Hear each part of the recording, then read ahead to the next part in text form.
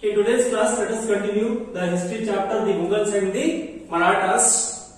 Students, in last class, we discussed about Akbar's religious policy, Deen-e-Ilahi, and his administration system, and also revenue system of Akbar we discussed in detail. Next, in today's class, we have to discuss about the son of Akbar, Shah Jahan, who gave a great contribution to Mughal dynasty. Okay, what are the contributions of Shah Jahan and the other rulers of Mughal dynasty that we have to discuss in today's class? First, we will discuss about Shah Jahan.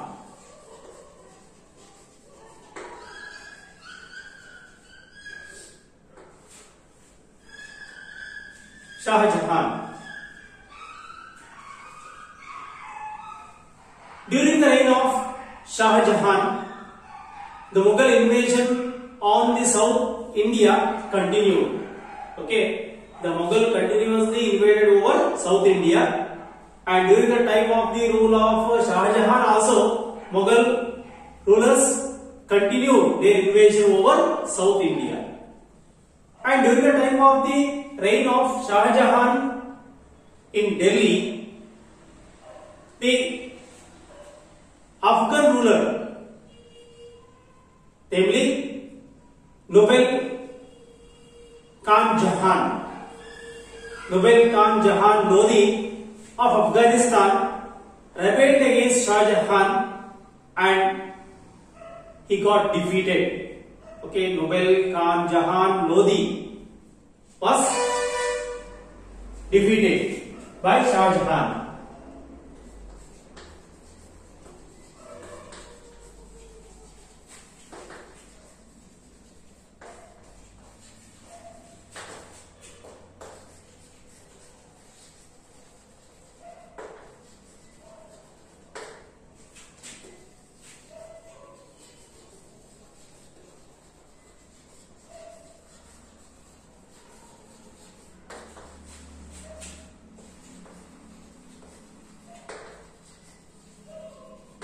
Okay, Shah Jahan got success against the Nobel Khan Jahan Lodi of Afghanistan, and he also defeated the Portuguese in 1632 CE. Okay, Shah Jahan also defeated the Portuguese.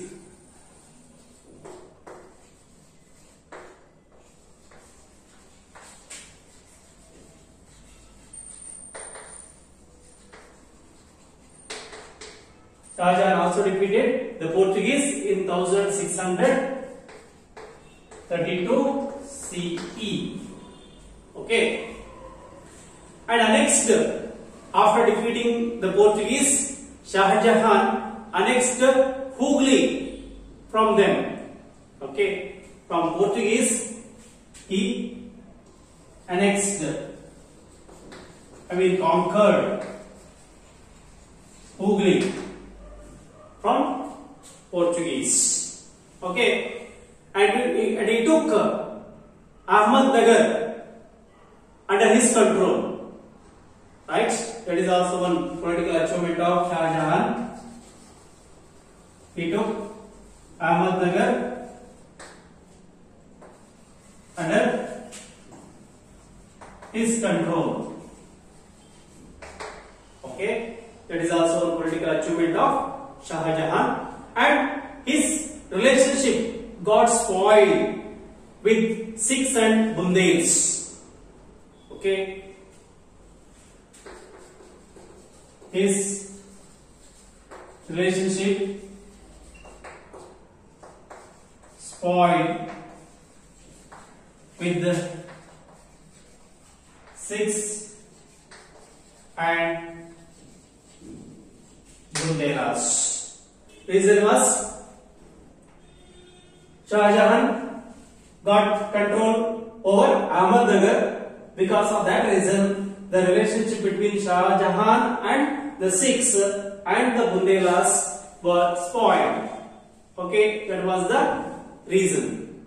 And he faced defeat by Uzbeks while trying to conquer Balkh region from them in Middle Asia. Okay, Shah Jahan defeated by Uzbeks while he was trying to conquer Balkh region from Uzbeks in Middle Asia, right? And Shah Jahan followed the method of valuating a land based on its fertility.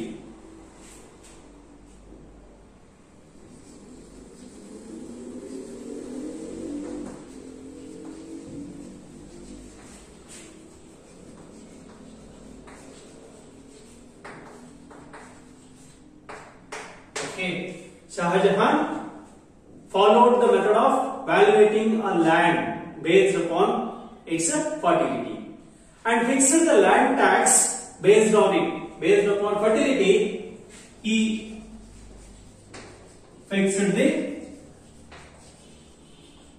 land tax.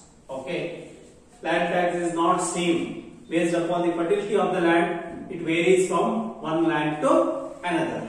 Okay, and his major constructions are, you all know that if you hear the name Taj Mahal, the world famous monument, that was a great contribution of Shah Jahan.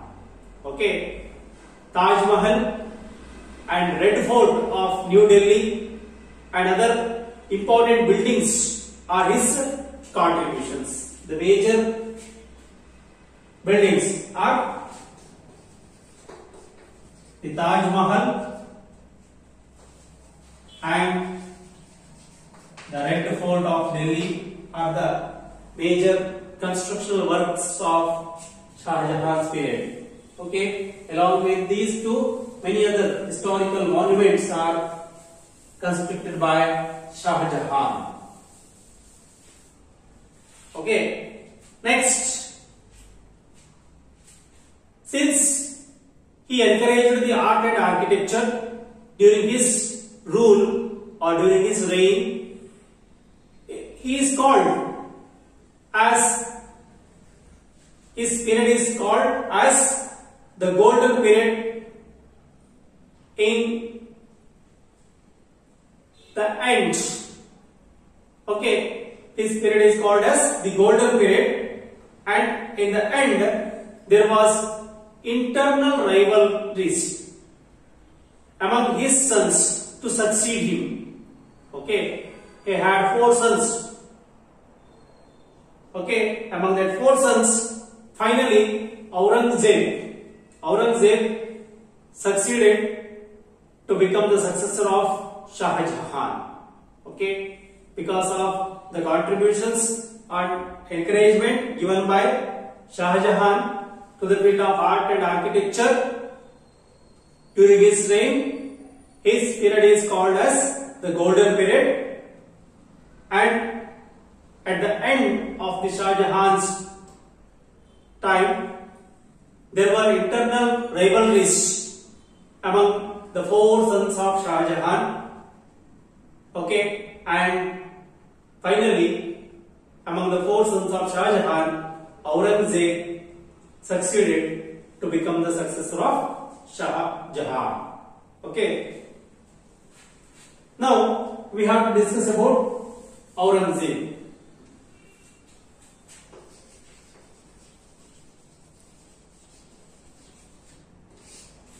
Aurangzeb, the son of Shah Jahan, and because of the work done by Aurangzeb, he was noted person in the history of Mughals in India. That work is Aurangzeb imprisoned his father. Means Aurangzeb imprisoned Shah Jahan and ascended the throne with the title Alamgir. Okay.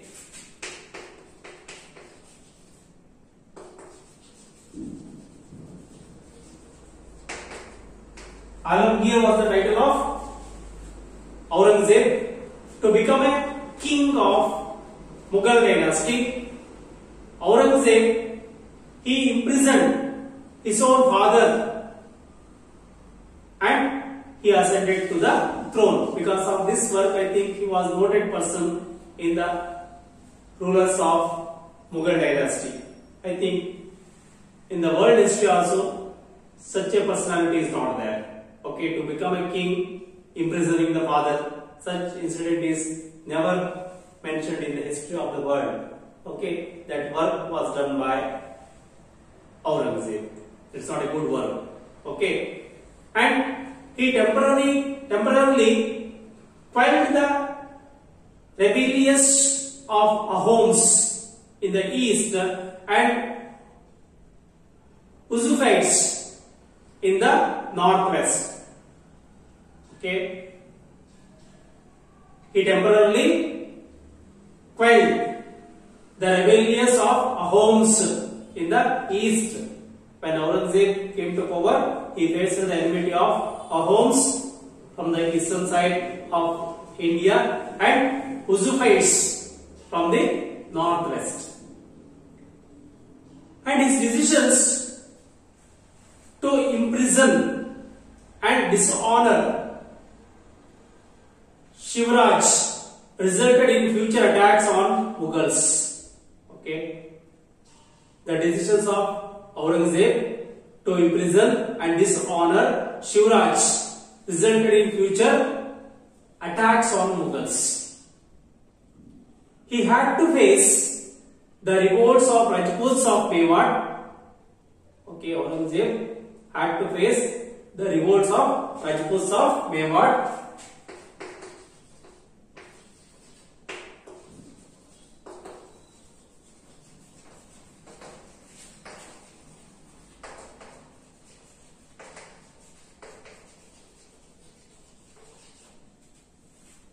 And also Rathors. He faced the revolt of Rathors family, and he also faced the revolt of Sikh rulers. Okay, and also Jats. Jats also revolted against Aurangzeb, and Bundes also revolted, and Satnamis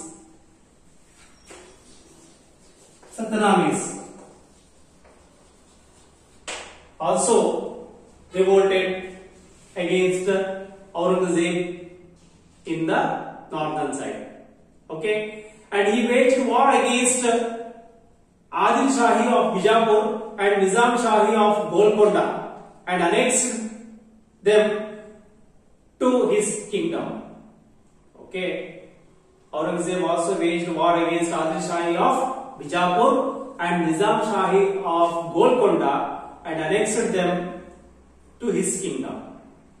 He got success against the attack over Bijapur and Golconda.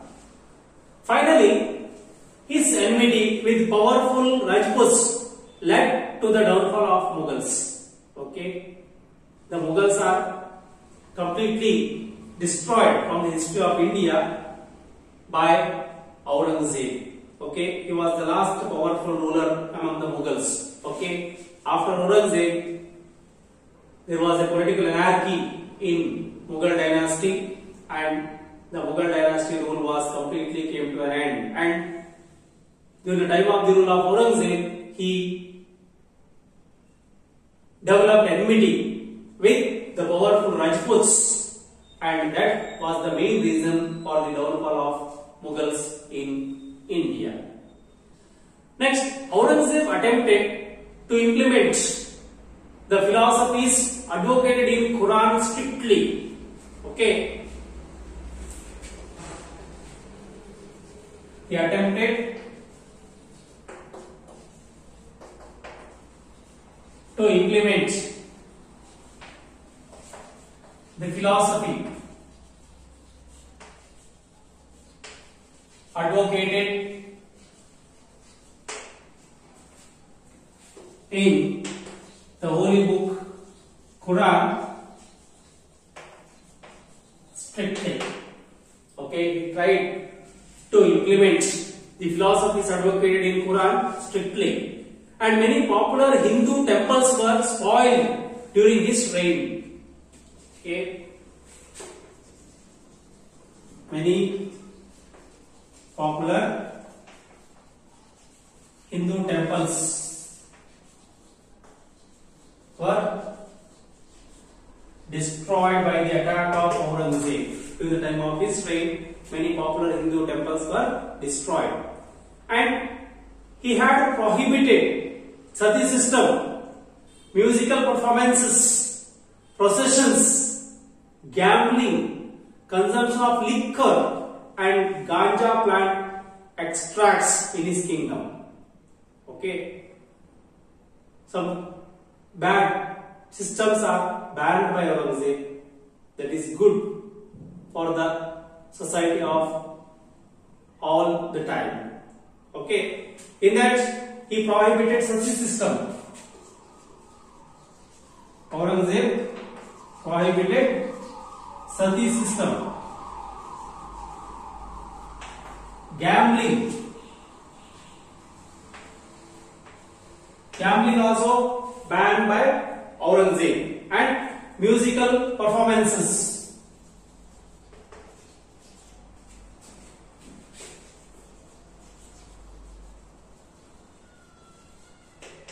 Processions.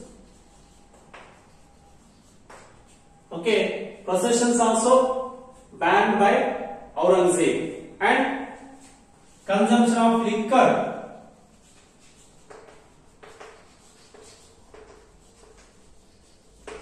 and also ganja plant extracts also banned.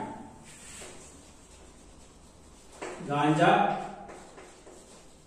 plants extracts also banned by Aurangzeb in his kingdom, and he lived a simple life. Aurangzeb led a simple life. He was called as Zinda Fakir, which means a living fakir. Okay, Aurangzeb also called as Zinda Fakir. Means Zinda means a living fakir. Okay, because of his way of life, he was also called as Zinda Fakir, which means a living fakir. Okay, these are the important information relating to the last Mughal emperor Aurangzeb. Next, we have to discuss about the contributions of Mughals to the dynasty. Okay,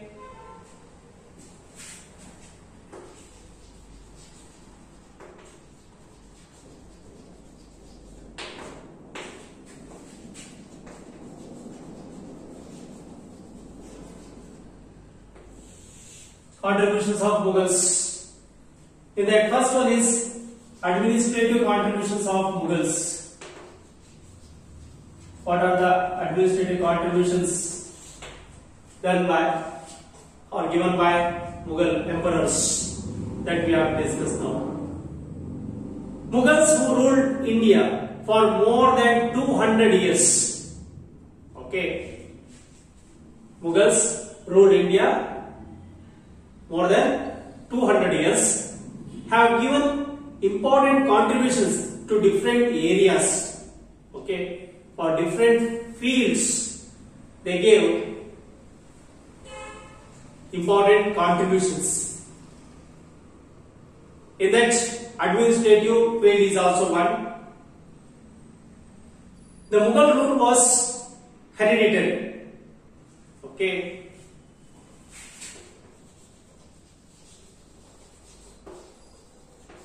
Mughal rule was hereditary. Okay, hereditary rule they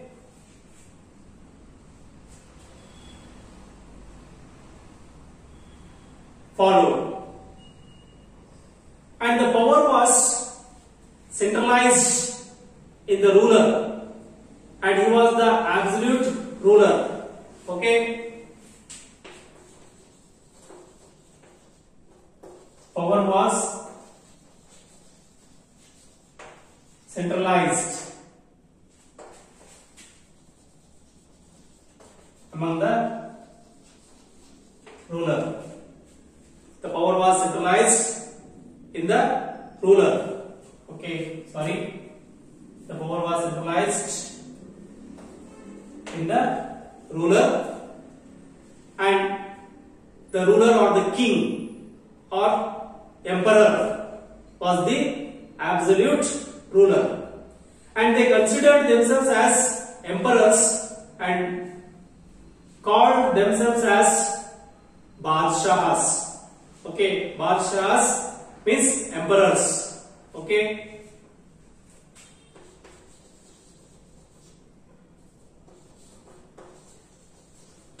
they considered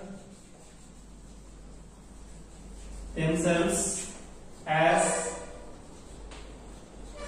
emperors and called themselves as Badshahas. Badshahas means emperors. Okay, and Badshahas was the absolute head of the administration. Okay, these are the absolute head of the administration, which means the emperor or the king was the absolute head of the administration under Mughal rule. Okay, and he was the head of the administration, military, and also judiciary. Okay.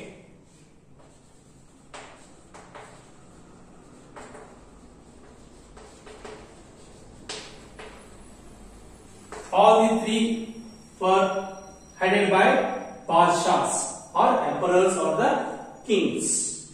Okay. He had ministers to assist him. The Mughal emperors had ministers to assist him. He had absolute powers to appoint or to remove ministers. Absolute power to appoint and remove the ministers. Who had that absolute power? Badshahs or emperors or the Mughal kings. Okay. Appointing mansabhars. Appointing mansabhars, providing land grants and formation of laws were the major functions of the king. Okay, which are the major functions of the king? Appointing mansabhars, providing land grants and formation of laws.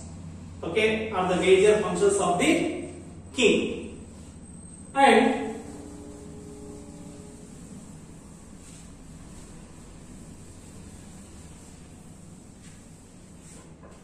under the administration of Mughals, Persian was the official language of Mughal Empire.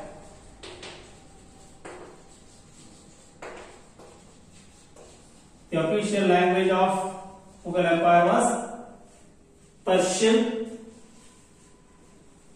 and the kingdom was divided into Prantha.